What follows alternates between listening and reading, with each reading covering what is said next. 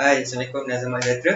Jadi bersama saya lagi untuk sesi pembelajaran maya pada kali ini. Jadi pada hari ini saya akan berkongsi dengan anda di bawah komponen kecergasan fizikal berlandaskan kesihatan, iaitu subtopik daya tahan dan kekuatan otot. Okey, daya tahan dan kekuatan otot ni merupakan satu subtopik yang mudahlah sebenarnya untuk difahami. Dan pada akhir video ini saya harap anda dapat membezakanlah di antara daya tahan otot dan kekuatan otot. Okey, jadi kita akan mulakan kelas kita sekarang. Jom. Okey, jadi sebelum kita pergi lebih jauh berkaitan tajuk pembelajaran kita pada hari ini, okey, saya nak bagi sedikit info lah berkaitan otot untuk anda lebih faham peranan ataupun fungsi yang dimainkan oleh otot ni.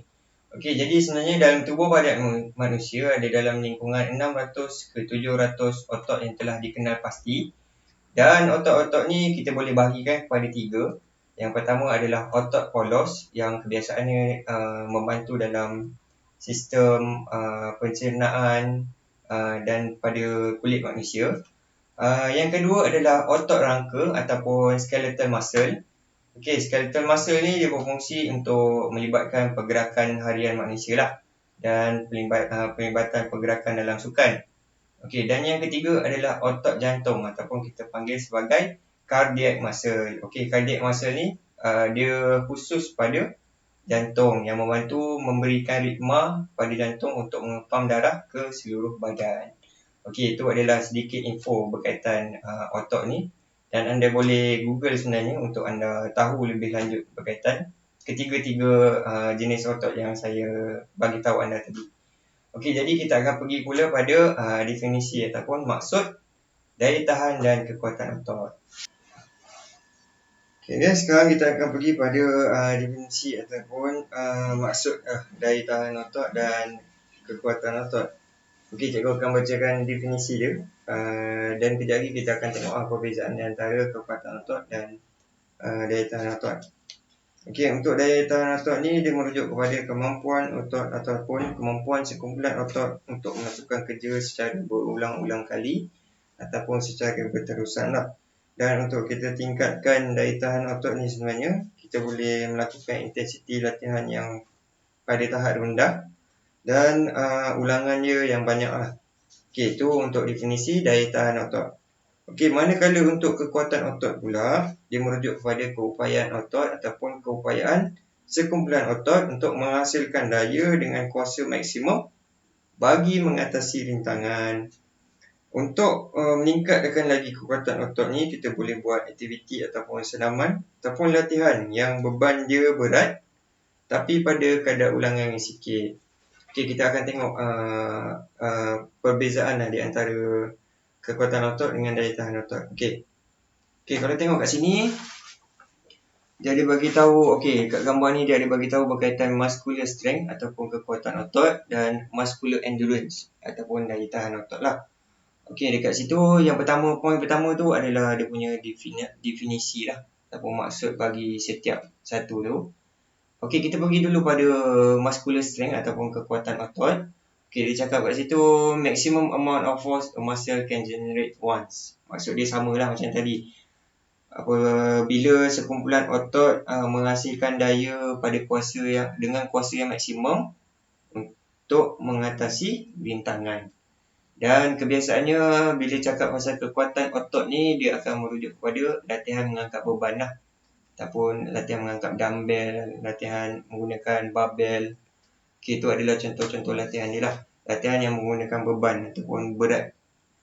Okey, dan untuk ulangan bagi latihan tu ada dalam julat 1 ke 5 kali ulangan lah.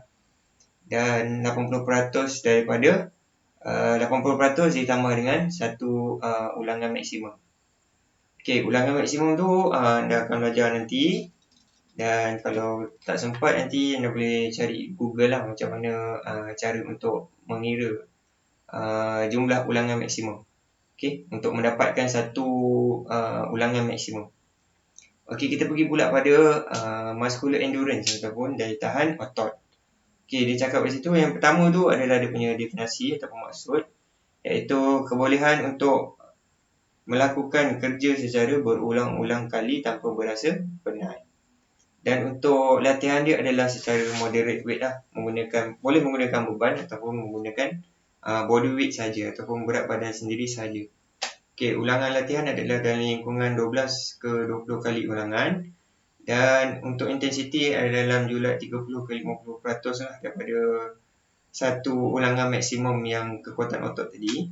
Okey, kalau dia bagi contoh adalah 50 kali push up dalam satu kali aktiviti lah. Okey, itu adalah perbezaan antara muscular strength dengan muscular endurance. Okey, saya harap anda kat sini dapat buat perbezaan lah antara kekuatan otot dengan daya tahan otot.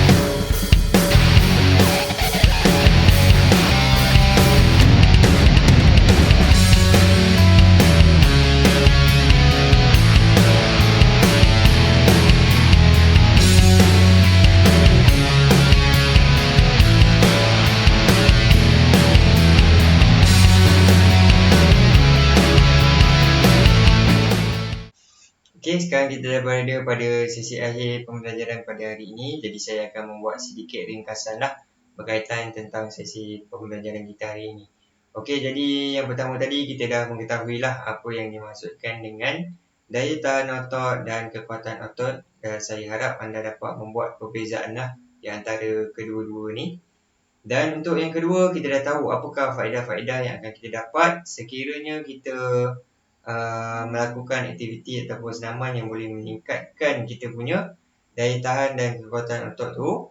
Okey, yang ketiga adalah lihat video-video contoh-contoh aktiviti ataupun contoh-contoh senaman yang anda boleh lakukan sendiri di rumah, ataupun kalau tak ada kekangan COVID ni, nanti kita akan sama-sama buat di sekolah lah. Okey, jadi sampai di sini saja pembelajaran maya kita untuk hari ini.